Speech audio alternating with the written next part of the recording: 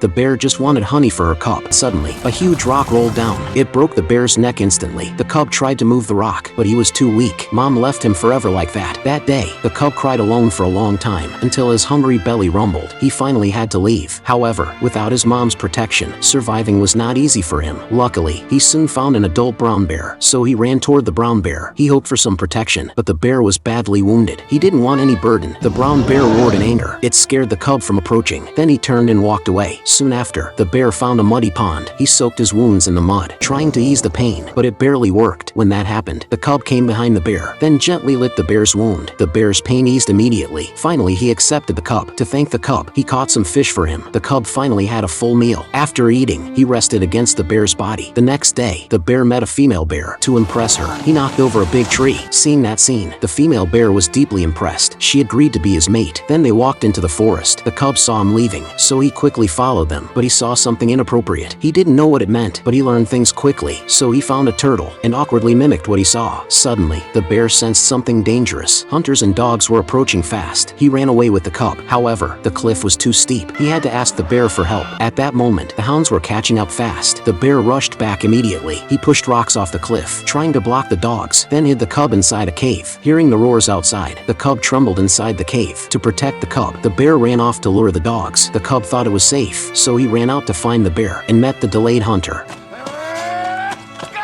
The hunter brought the cub to camp. The cub was terrified, so he climbed up a tree. After the hunters fell asleep, the cub climbed down the tree because he smelled his mother's scent, but ropes tied him tightly. The next morning, the hunter found the rope snapped. They thought the cub had escaped, but then he looked closer. The cub was sleeping on mom's pelt. Seeing that scene, the hunter found it amusing, but for the cub, it was the most painful moment. Luckily, the cub didn't understand that pain yet. The hunter kept searching for the bear. When that happened, he found his bottle empty, so he let his guard down and went to refill water under a cliff, but he didn't notice a great danger was approaching. When he turned around, he was instantly terrified. The bear was behind him silently. At that moment, he had nowhere to run. The bear kept growling fiercely. He thought he would die for sure, but to his surprise, the bear walked away afterward. The man picked up his gun, but at the last second, he chose to give up too. Even a beast showed mercy, so as humans atop the chain, why can't we stop killing? When the hunter returned, he untied the cub immediately. The cub returned to the bear again.